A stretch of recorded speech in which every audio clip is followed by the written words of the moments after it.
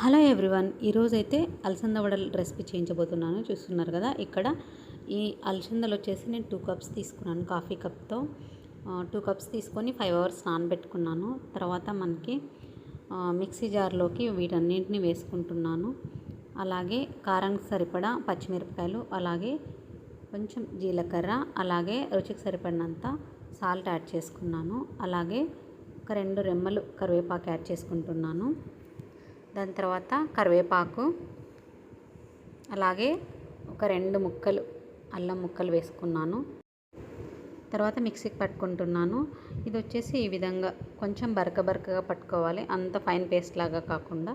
So ఈ విధంగా పట్టుకున్నాను నేనైతే.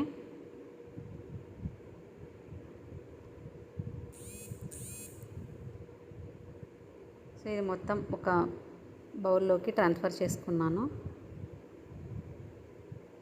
సో ఇప్పుడైతే ఆయిల్ వేడి చేసుకుంటున్నాను వడలు వేసుకోవడానికి. సో లాస్ట్లో వచ్చేసి ఆనియన్స్ కలుపుకుంటున్నాను. ఎందుకు అంటే మనం అలసందలతో పాటు వేస్తే ఆయిల్ ఎక్కువ పీలుస్తుంది. ఇలా పైన కలుపుకుంటే ఆయిల్ పీల్చేది, అలాగే టేస్ట్ కూడా చాలా బాగుంటాయి. లాస్ట్లో వచ్చేసి కొంచెం సోడా పొడి వేసేసుకొని మిక్స్ చేసేసుకొని బాగా నేను 1 బై 1 వడలు యాడ్ చేసుకుంటున్నాను. నేను హ్యాండ్తోనే చేస్తున్నాను. ఇలా కాఫీ స్ట్రైనర్ ఉంటుంది కదా, దాంతో కూడా చేసుకోవచ్చు అన్నమాట. సో నాకు హ్యాండ్తోనే వస్తున్నాయనేసి హ్యాండ్తోనే వేసేస్తున్నాను. సో ఈ విధంగా మీడియం ఫ్లేమ్లో పెట్టుకొని మంటని వేయించుకుంటున్నాను. వడలను అయితే చాలా అంటే చాలా బాగున్నాయి. రౌండ్ షేప్లో చేసేసుకొని మధ్యలో హోల్ పెట్టేసుకొని ఇంకా మనం ఇలా వేసుకోవడమే 1 బై 1. మీడియం ఫ్లేమ్లో పెట్టేసుకొని చాలా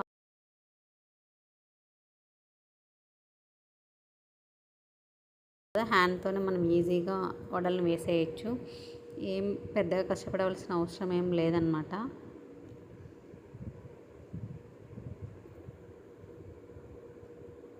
సో చూస్తున్నారు కదా, చాలా సింపుల్గా వేసేయచ్చు.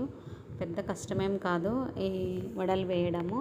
కాకపోతే పిండి చాలా మెత్తగా ఉందనుకోండి విరిగిపోతాయి. సో అదొకటి కొంచెం చూసుకొని మనం వడలు వేసుకోవాలి అంతే.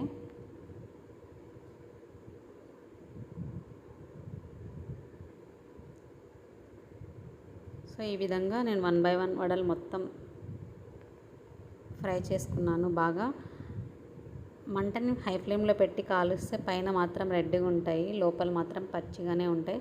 సో మీడియం ఫ్లేమ్లో పెట్టుకొని కొంచెం లేట్ అయినా కూడా మనం ఈ విధంగా ప్రాసెస్ చేసుకుంటే చాలా బాగుంటుంది. అలసంద వడలు చాలా అంటే చాలా మంచిదండి హెల్త్కి. అంటే డీప్ ఫ్రై కాకుండా ఇంకా అలసందలు అట్టులాగా కూడా చేసుకోవచ్చు. అది ఇంకా చాలా హెల్త్కి మంచిది.